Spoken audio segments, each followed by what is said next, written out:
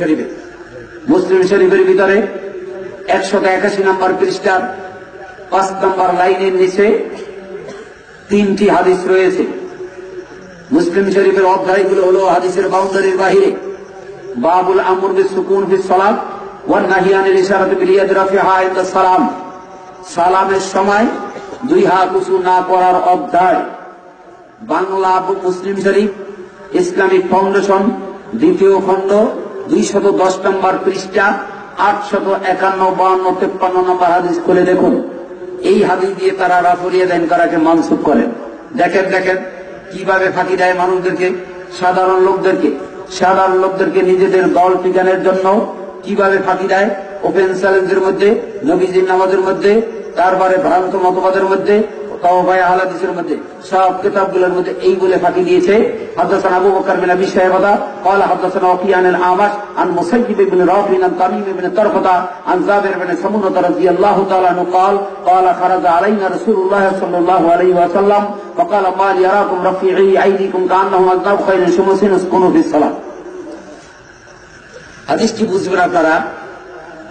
Muslim Sharif Islamic foundation, 2য় খণ্ড, 210 পৃষ্ঠা, 851 নম্বর হাদিস আমি যেটা বলছি প্রথমে।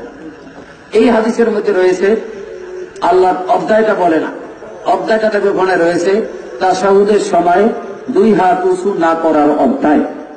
এটা বলে না, এটা লেখা আছে বাংলা দেখবে 210 নম্বর পৃষ্ঠায় 2য় খণ্ডে মুসলিম শরীফ ইসলামিক ফাউন্ডেশন লেখা আছে, কিন্তু এটা বলে না। এটা যে তাশাহুদের সময় হাত উঠানোর কথা, এটা কোমর ভাগ হয়ে যাবে, এই জন্য বলে না। এই জন্য প্রথম হাদিসটা বলেছেন। জাবের ইবনে সামুরা রাদিয়াল্লাহু আনহু বর্ণনা করছেন যে নবী আমাদের কাছে আসলেন, আয়েশা বললেন মা ইয়ারাকুম ফি আইদিকুম কান্নাহা আযনাবু খাইরিন শুমাসে, তোমাদের কি হলো, উদ্বস্ত ঘোড়ার লেজের মতো হাত উত্তোলন করো কেন? উসকুনু ফিস সালাত, নামাজের মধ্যে স্থির থাকো। আপনারা কি বুঝলেন? নামাজের মধ্যে স্থির থাকতে বলছেন, কি তাই তো? নামাজের মধ্যে স্থির থাকতে বলছেন, রাসূলের কথা, মুসলিম শরীফের হাদিস। আর এই হাদিসটা ঘোড়ার লেজের মতো মাসি চালায়, রফা করে। এখন জনসাধারণ কি বললো? এই হাদিস বলে ধামা চাপা দেয়, চুরি করে, ডাল চোর, চাল চোর, কলা চোর, কাপড় চোর দেখছেন, হাদিস চোর দেখেন নাই। যদি মুসলিম শরীফ থাকে এখন নিয়ে আসেন, দেখেন আমার কথা মিথ্যা কিনা। যদি আমার কথা মিথ্যা হয় আমি 100 জুতার বাড়ি নেবো গালে, আর যদি সত্য হয় আপনাদের পায়ে ধরে বলছি একটু মিলিয়ে দেখেন হুজুরেরা বলে কি আর কিতাবে লেখা কি। হে মুসলিম জাতি, এরপরে আর 2টি হাদিস রয়েছে। 2টা হাদিস জাবের ইবনে সামুরা রাদিয়াল্লাহু আনহু বর্ণনা করছেন। তিনি বলছেন ইজা সাল্লামনা মা রাসূলুল্লাহ সাল্লাল্লাহু আলাইহি ওয়াসাল্লাম, আমরা যখন রাসূলের সাথে সালাত আদায় করতাম, ইজা সাল্লামনা কুলনা বিআইদিনা, আমরা যখন সালাম ফিরিতাম হাত দিয়ে বলতাম আসসালামু আলাইকুম ওয়া রাহমাতুল্লাহ ওয়া ইশারুম বিয়াদি ইলাল জানিবাইন, আসসালামু আলাইকুম ওয়া রাহমাতুল্লাহ ওয়া ইশারুম বিয়াদি ইলাল জানিবাইন। সালাম ফিরিতাম হাত দিয়া, আর হাত দিয়ে ইশারা করতাম। আল্লাহ নবী ফানাজারা ইলাইনা রাসূলুল্লাহ সাল্লাল্লাহু আলাইহি ওয়াসাল্লাম, রাসূল আমাদের দিকে তাকাইলেন। ফাকাল মা ইয়ারাকুম ফি আইদিকুম কান্নাহা আযনাবু খাইরিন শুমাসিন, নবী বলেন তোমাদের কি হলো, উদ্বস্ত ঘোড়ার লেজের মতো হাত উত্তোলন করে কেন? ইজা সাল্লামা আহাদুকুম, তোমাদের মধ্যে যখন কেউ সালাম ফিরাবে, ফালিয়ালতাফিত ইলা সাহিবিহি, সে যেন তার ভাইয়ের দিকে ইলতিফাত করে তাকায়, ওয়ালা ইউমি বিয়াদিহি, সে যেন হাত উঁচু করে সালাম না দেয়। কথা কি বুঝাইতে পারলাম? যদি কোনো বাপের হারাম দাদা সন্তান হয়ে থাকে, এভাবে 2টা জিনিস ভালো করে বুঝিয়ে দেন, তাহলে অন্তত ফাঁকি দেওয়া হবে না। জনগণ মানুষ আর নাই মানুষ কিয়ামতের ময়দানে আল্লাহর দরবারে অন্তত জবাব দিতে পারবে। হে মুসলিম জাতি, আপনারা দেখলেন 3টি হাদিস। প্রথম হাদিসটি বললে মাযহাব ঠিক থাকে, পরের 2টি হাদিস বললে আর অধ্যায়টা বললে মাযহাব ঠিক থাকে না। এই জন্য বলে নাই, না বলে ওয়াজে, না বলছে তাদের কিতাবে।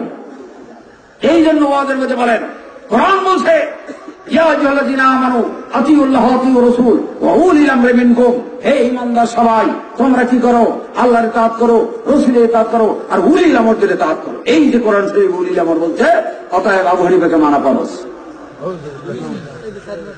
কোথায় শেখ সাদি, কোথায় ছাগলের লাদি, কোথায় ইন্দিরা গান্ধী আর কোথায় কলার কান্দি, কোথায় আইয়ুব খান আর কোথায় সিঙ্গেল পান, মিলল তো?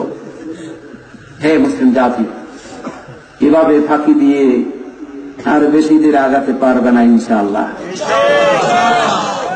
যত ভেঙ্গুরিলে চাকে নাড়া দিচ্ছে, ভেঙ্গুরিলে আতর ঝাঁপ দিয়ে ধরছে। আতরে যত নাড়া দিচ্ছে, ঘেরান তত বাড়ছে। আহলে হাদিসের বিরুদ্ধে যত কথা বলবে, দিন দিন মানুষ খুঁজতে খুঁজতে আহলে হাদিসের পথে আসবে। কই কেউ তো আহলে হাদিস থেকে হানাফি হয় না, এরপরেও বিবেকে ধাক্কা দেয় না, এরপরেও বোঝা উচিত না যে এদেরকে আর গালাগালি করি না, এরপরেও তো বোঝা উচিত। হে মুসলিম জাতি, এই রফুল ইয়াদাইন করতে হবে। রসুলের তরিকায় সালাত আদায় করতে হলে, মুসলমান হতে হলে, শিরিক মুক্ত সালাত আদায় করতে হলে, সমাজ কলুষ মুক্ত করতে হলে সালাত বিশুদ্ধ করতে হবে। বিশুদ্ধ সালাত যতক্ষণ পর্যন্ত না হবে, ততক্ষণ পর্যন্ত ওই সমাজে শান্তি আসবে না, ওই দেশে শান্তি আসবে না। রসুলের তরিকায় আমাদের সালাত হয় না, বিদায় আমাদের সমাজে শান্তি আসে না। কোরআন ঠিক আছে, কোরআনের আইন ঠিক আছে, কিন্তু আমরা ঠিক নাই। আমরা রসুলের তরিকা বাদ দিয়ে হুজুরের তরিকা, পীরের তরিকা, মাযহাবের তরিকা, ইমামের তরিকা ধরছি, কিন্তু হাদিসের তরিকা কেউ ধরি না।